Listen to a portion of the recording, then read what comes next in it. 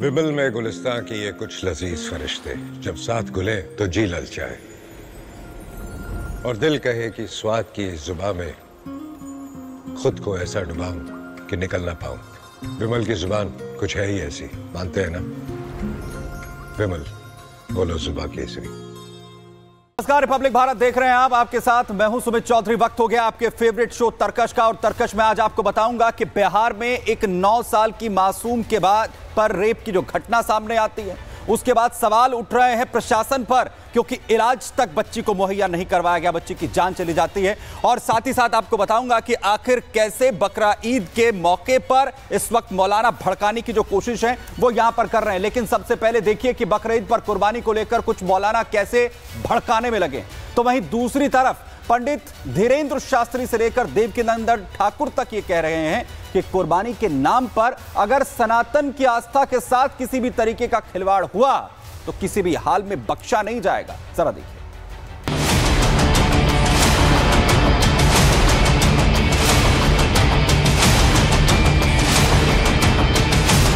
जैसे जैसे बकरीद की तारीख नजदीक आ रही है, वैसे वैसे कुर्बानी को लेकर मुद्दा गर्माता जा रहा है। इस बीच बाबा बागेश्वर ने कुर्बानी की परंपरा पर सवाल खड़े किए तो कुछ मौलाना भड़क गए, जिसके बाद बकरीद पर बयानबाजी का अब बवंडर शुरू हो गया।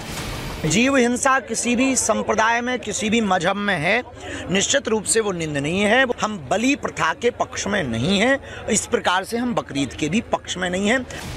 पंडित धीरेन्द्र शास्त्री ने कुर्बानी का विरोध क्या किया? मुस्लिम धर्मगुरु मौलाना साजिद रशीदी भड़क गए और इस कदर की आपा खो बैठे कि बकरीद विवाद के बीच एक और भड़काऊ बयान दे डाला तो उन्हें देवकीनंदन ठाकुर आईना दिखाते हुए नजर आए।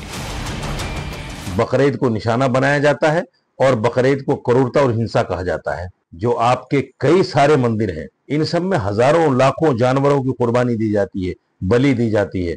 पहले उसको तो रुकवा लीजिए। और हमारे यहाँ बलि जो दी जाती है वो पर्टिकुलर स्थानों में, मंदिरों में दी जाती हैं, तो कॉलोनियों में नहीं दी जाती, घरों में नहीं काटे जाते, सड़कों पे रक्त नहीं बहाया जाता। तो मैं ये निवेदन करना चाहता हूं कि अगर आपको बलि देनी ही है बकरे की, पहली बात तो देनी नहीं चाहिए, पर आपका धर्म है, आप दीजिए। पर धर्म है तो उसकी पर्टिकुलर एक स्थान नियुक्त कीजिए। अब जरा उज्जैन के महिदपुर में रहने वाले मौलाना तुरब अली का ये फेसबुक पोस्ट देखिए। पाकिस्तान के 2 मौलवियों का वीडियो डाल मजहबी कट्टरता का ज्ञान बांट रहा है। वीडियो में पाकिस्तानी मौलवी ईद पर गाय की कुर्बानी को पुण्य का काम बता रहा है। वीडियो पोस्ट करने के बाद मोहन सरकार की पुलिस एक्शन में आई और कट्टरपंथी ज्ञान ग्रहण करने वाले मौलाना के खिलाफ मामला दर्ज कर लिया। जिहादी सोच रखने वालों का पक्का हिसाब होना तय है, लेकिन बकरीद से पहले मौलाना भी आपस में भिड़ते दिखाई दे रहे हैं। कोई कुर्बानी को सही करार दे रहा है तो कोई आपसी भाईचारे को ध्यान में रखने को कह रहा है। ये आज का त्योहार नहीं है, ये कदीमी पुराना त्योहार है। हम कोई नई परंपरा नहीं डाल रहे हैं, हम पुरानी ही परंपरा पर कायम रह करके कुर्बानी कर रहे हैं। इसलिए इस पर प्रतिबंध का मांगना ये तो सरासर नाइंसाफी है। कहीं पर भी रोड साइड पर या गली में कुर्बानी ना की जाए, बल्कि जो पहले से डिजिग्नेटेड स्पॉट्स हैं वहीं पर खाली कुर्बानी की जाए। कुर्बानी करते वक्त ना कोई वीडियो बनाया जाए, ना फोटो ली जाए, और ना उसको जाहिर सी बात है सोशल मीडिया पर अपलोड किया जाए। भारत आस्थाओं का देश है, पर धर्म के नाम पर असहमति नहीं, सौहार्द होना चाहिए। लेकिन कट्टरता का चोला ओढ़े चंद लोगों को सिर्फ सनातनी त्योहार में ही परेशानी नजर आती है। बहरहाल 7 जून को बकरीद मनाई जाएगी, लेकिन उससे पहले ही बयानबाजी का न थमने वाला सिलसिला शुरू हो चुका है। Bureau report, Republic Bharat. और बात अब बिहार के मुजफ्फरपुर की, जहां से दिल दहला देने वाली घटना सामने आई है। 9 साल की मासूम के साथ एक दरिंदे ने हैवानियत की, लेकिन जब बच्ची को अस्पताल ले जाया गया तो अस्पताल ने बच्ची को एम्बुलेंस में इंतजार करवाया और बच्ची ने दम तोड़ दिया। मां बाप कह रहे हैं कि पहले बच्ची को लेकर जिस तरीके से एक दरिंदे ने उसे मारा, उसके बाद अब सिस्टम उसे आखिर न्याय कब देगा और उस सिस्टम को भी क्या अब सजा मिलेगी, जरा देखिए।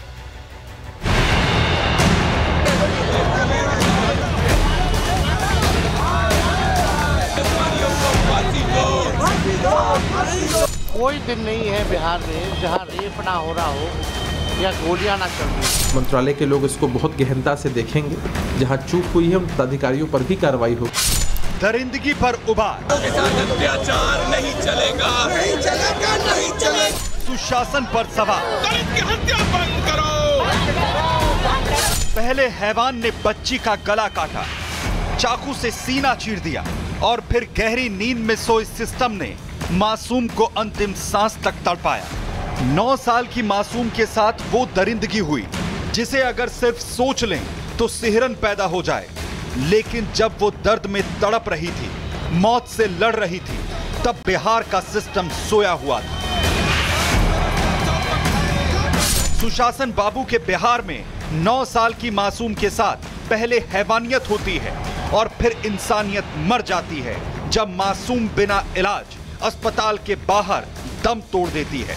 बेटी नहीं, हमारा सिस्टम मरा है, संवेदनाएं मर गई हैं। घटना मुजफ्फरपुर के कुढ़नी की है, जहां 9 साल की बच्ची के साथ रेप और हत्या की घटना को अंजाम दिया गया। 26 मई की शाम गांव का रहने वाला रोहित बच्ची को अपने साथ ले गया था। आरोपी रोहित बच्ची को मौसी के घर लेकर जाने को निकला था, लेकिन रोहित ने मासूम के साथ दरिंदगी को अंजाम दिया। मासूम खून से लथपथ हालत में परिजनों को मिली। बच्ची को घटना के बाद पीएमसीएच में भर्ती करवाया गया। 6 दिनों तक जिंदगी और मौत से जूझती रही मासूम को 31 मई को अस्पताल के बाहर इंतजार करवाया गया और रविवार 1 जून को मासूम ने अपना दम तोड़ दिया। मुजफ्फरपुर से हम लाए थे तो वहाँ अच्छे थी। कल शाम में मतलब कि 4-5 बजे मतलब भर्ती हुई, मतलब सुबह में डेट कर लापरवाही की सर, डॉक्टर साहब लापरवाही थी सर। कुछ ऐसी नहीं, कुछ हर चीज है इसमें, मतलब ये बच्चा बेचैन होगी, सफाई मतलब। परिजन सवाल उठा रहे हैं, कह रहे हैं कि बच्ची को पहले हैवानियत ने मारा और फिर सिस्टम ने। डॉक्टरों में मासूम के लिए इंसानियत बचती तो बच्ची जिंदा होती, लेकिन अस्पताल के सुपरिटेंडेंट साहब कह रहे हैं कि बच्ची के इलाज के लिए जो किया जा सकता था वो किया। परिवार ने बच्ची खोई है, आरोप तो लगाएंगे ही। बात इसी से निपटने ही सबके लिए हम लोगों ने वहाँ उसको इलाज किया और रात भर हर विभाग के डॉक्टर और रात भर सब इलाज करते रहे। जिसके साथ ऐसी घटना घटती है तो देखिए बहुत तरह से निकल हो जाता है। बच्ची का परिवार सदमे में है, मां सिसक रही है, लेकिन ग्रामीण गुस्से में आए। गुस्साए ग्रामीणों ने थाने का घेराव कर दिया। सवाल पूछा कि बच्ची की जान तो चली गई, लेकिन उसे इंसाफ तो दे दो साहब। तो पूरा 3 बार गला चीरा। बच्ची खुद बता रही थी कि हमको 3 बार गला चीर दिया है और 3 बार पेट भी चीर दिया। सारा बात बता रही थी हमारा बच्ची। घटना के बाद सियासी माहौल भी गरमा रहा है। कांग्रेस कार्यकर्ता सवाल कर रहे हैं। आरजेडी और कांग्रेस पार्टी नीतीश कुमार पर सवाल खड़े कर इस्तीफे की मांग कर रही है। चाहे अस्पताल की व्यवस्था हो या लॉ एंड ऑर्डर की बात हो, पढ़ाई दवाई कमाई की बात हो, ये डबल इंजन की सरकार पूरी तरीके से फ्लॉप हो चुकी है। ऐसा कोई दिन नहीं है बिहार में जहां रेप ना हो रहा हो या गोलियां ना चल रही हो। 9 साल की दलित पासवान बच्ची का रेप के बाद डेथ हो गई है क्योंकि उसको इलाज की सुविधा नहीं मिली, क्योंकि उसको कानून का संरक्षण नहीं मिला, क्योंकि उसको सुशासन नहीं मिला। शासन की तरफ से सख्त कार्रवाई की जा रही है और जिस घटना का जिक्र आप कर रहे हैं, अगर कहीं भी मेडिकल लापरवाही हुई है, इस पहलू की भी जांच होगी। मंत्रालय के लोग इसको बहुत गहनता से देखेंगे, जहां चूक हुई है उन पदाधिकारियों पर भी कार्रवाई होगी। आरोपी पुलिस की गिरफ्त में है। पुलिस प्रशासन आरोपी के खिलाफ सख्त एक्शन का दावा कर रहे हैं, लेकिन सवाल ये है कि पहले सजा किसे मिलेगी, आरोपी दरिंदे को या उस सिस्टम को जो चाहता तो शायद इस बच्ची की सांसें कुछ बच सकती थी। Bureau report, Republic Bharat. Love जिहाद, लैंड जिहाद और उसके बाद अब थूक जिहाद और अब जिम जिहाद की बात सामने आ रही है। कहा जा रहा है कि इसके नाम पर साजिश रची जा रही है। आरोप है कि भोपाल में एक जिम के अंदर हिंदू लड़कियों को जानबूझकर मुस्लिम लड़कों से ट्रेनिंग दिलवाई जा रही है। लेकिन हिंदू संगठनों ने साफ कर दिया है कि ऐसा नहीं चलेगा और अगर कोई मुस्लिम ट्रेनर होगा तो उसकी बाकायदा जांच करवाई जाएगी, उसके बाद ही इस पूरे प्रकरण में कोई भी चीज जो है वो करने की इजाजत मिलेगी। लेकिन यह बर्दाश्त नहीं किया जाएगा कि किसी भी हिंदू लड़की की ट्रेनिंग जो है वो मुस्लिम ट्रेनर करे।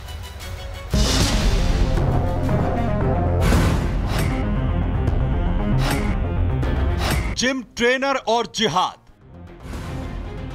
भोपाल में नया फसाद। भोपाल में लव जिहाद के मामलों ने पूरे देश में बवाल मचा दिया है, जिसके बाद हिंदू संगठन सक्रिय हो चुके हैं और इसी कड़ी में भोपाल के फिटनेस सेंटर पर छापेमारी।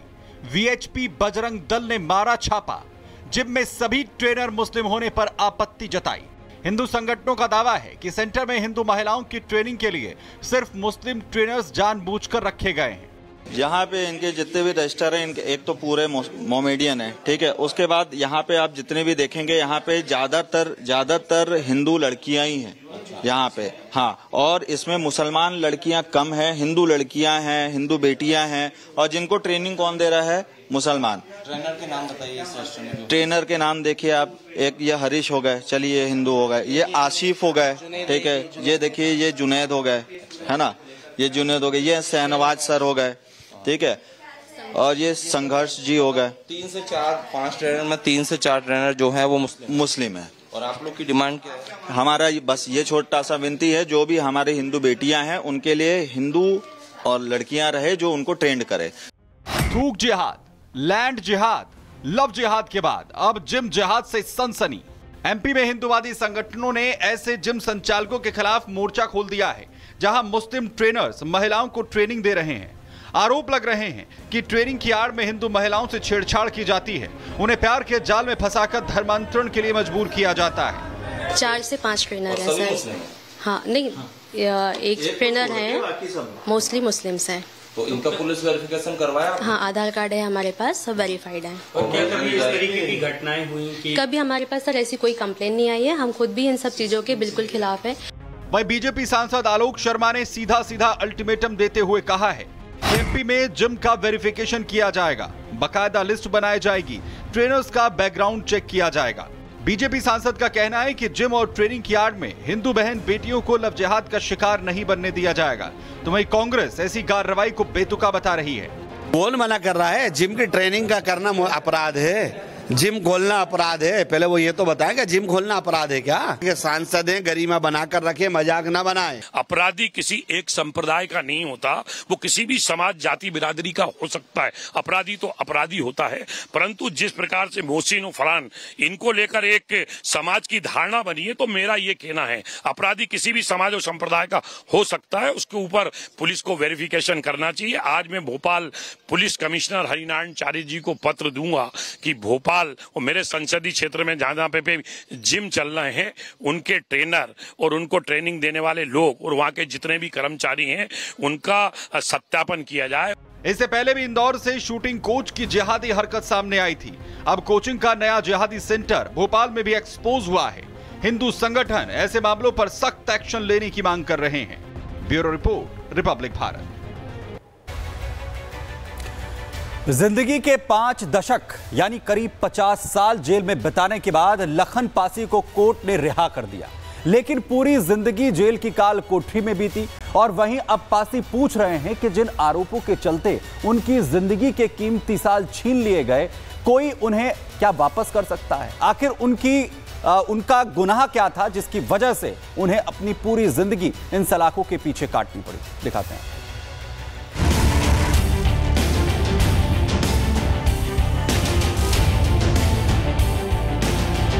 ये चेहरे की झुर्रियां, आंखों की रुआसी और पके बाल उस कानून के शिकार हैं जिसे कमजोरों की रक्षा और न्याय के लिए बनाया गया है। लेकिन पूरे 48 साल जेल में काटने के बाद ये सवाल पूछ रहे हैं कि उनकी क्या गलती थी जो इसी कानून ने पूरी जिंदगी काल कोठरी के अंधेरे में काटने के लिए मजबूर कर दिया।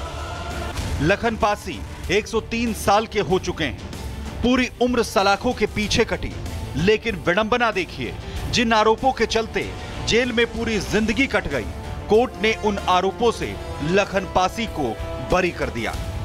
5 साल नैनी सेंटर में ही तो फिर जीवन कारा होगा। फिर हम हाई कोर्ट बेल की है, फिर छोड़ गए। फिर लड़ते रहे साहब। उम्र कितनी हो गई? उम्र साहब 3 साल। 103 साल। हाँ। पूरी जवानी जेल में कट चुकी है। जिन्होंने आरोप लगाए वो तक जिंदा नहीं बचे, लेकिन लखन पासी कह रहे हैं कि अब किससे शिकायत करें, कुछ किया ही नहीं था, फिर भी सजा मिली। लखन पासी पर 1977 में हत्या और हत्या के प्रयास का आरोप लगा था। आरोप के बाद उन्हें गिरफ्तार कर लिया गया। 1982 में कोर्ट ने आजीवन कारावास की सजा सुना दी। लखन पासी ने हाईकोर्ट में इसके बाद अर्जी दाखिल की। हाईकोर्ट में 43 साल तक मुकदमा चला, जिसके बाद कोर्ट की तरफ से लखन पासी को बरी कर दिया गया। 2/5/2025 को माननीय हाईकोर्ट से ऑर्डर आता है कि इनको बाइज्जत बरी कर दिया जाए और इनको जिस कारागार में भी ये निरुद्ध हो वहाँ से इनको तत्काल छोड़ा जाए। और इस क्रम में ये ऑर्डर ASJ 8 प्रयागराज को ये ऑर्डर दिया गया, जिस क्रम में रिहाई आदेश इनका 20/5/2025 को जिला कारागार को प्राप्त हुआ और तत्काल कार्रवाई करते हुए इनको इनकी पुत्री को जेल प्रशासन ने सकुशल सुपुर्द किया। लेकिन ऐसा नहीं है कि कोर्ट के बरी करने के आदेश के साथ ही बुजुर्ग लखन पासी की लड़ाई खत्म हो गई। 18 दिनों तक इसके बाद भी बुजुर्ग लखन पासी को कैद में रखा गया, जिसके बाद कुछ लोगों ने लखन पासी की आवाज दोबारा हाई कोर्ट से लेकर कानून मंत्री और CM योगी तक पहुंचाई और तब जाकर जेल से आजादी नसीब हो पाई। लखन पासी नाम का एक व्यक्ति जो लगभग 103 साल का है, वो अभी दिसंबर 2024 में ऑनरेबल हाई कोर्ट कुछ इलाहाबाद के वारंट से आया था। उससे पहले वो बाहर ही था। उसे वारंट पे इससे लाया गया क्योंकि उसकी अपील पेंडिंग थी और ऑनरेबल हाई कोर्ट को उस व्यक्ति की आवश्यकता थी अपील डिसाइड करने के लिए। तो CJM कोर्ट के थ्रू उसको वारंट तामील कराया गया और उसको वापस जिला कारागार कौशाम्बी में निरुद्ध किया गया। उसका पर्पस यही था कि अपील डिसाइड हो जाए। अपील में ऑनरेबल हाई कोर्ट ने उसे बाइज्जत बरी किया है और इस कारण से उसे छोड़ा गया है। लखन पासी अब बूढ़े हो चले हैं। जो बच्चे थे वो भी बुढ़ापे की कतार में आ चुके हैं। लेकिन परिवार के लोगों को सुकून है कि उम्र तो कानून ने न्याय के नाम पर छीन ली, लेकिन आरोपों के दाग धो दिए, इज्जत लौटा दी और अब जो समय बचा है इसमें पिता के साथ रहने की खुशी तो है, लेकिन आजादी की चमक कोर्ट कचहरी के गलियारों में गुम हो चुकी है। करके ऐसे आई है, झगड़ा उगड़ा के ही रहे हैं। तो उधर से नहीं जी, हमको नहीं मालूम था। ये हमरे न पैदाइश किया इनका झगड़ा है। पैदाइश के पहले? हाँ, ना पैदाइश की पहले की झगड़ा है। हमको पता ही नहीं रहा। लेकिन जिस कानून के हाथ लंबे कहे जाते हैं, जिस कानून को कमजोरों का मसीहा कहा जाता है, आज ये बुजुर्ग उनसे सवाल कर रहा है कि उसका गुनाह क्या था। क्या उसके जीवन के वो कीमती साल इस देश की कोई भी अदालत, इस देश का कानून उसे लौटा सकता है? Bureau report, Republic Bharat. और जिस कानून को जिन गरीबों की रक्षा के लिए बनाया जाता है, उसी कानून ने आखिर कैसे एक बुजुर्ग से उसकी पूरी जिंदगी छीन ली। बहरहाल तरकश में फिलहाल के लिए इतना। एक छोटे से ब्रेक ले, यहां पर रुक रहे हैं, फौरन लौट रहे हैं। विमल में गुलिस्तां के ये कुछ लजीज फरिश्ते जब साथ घुलें तो जी ललचाए और दिल कहे कि स्वाद की जुबान में खुद को ऐसे डुबाऊं कि निकल ना पाऊं। विमल की जुबान कुछ है ही ऐसी, मानते हैं? विमल, बोलो जुबान कैसी?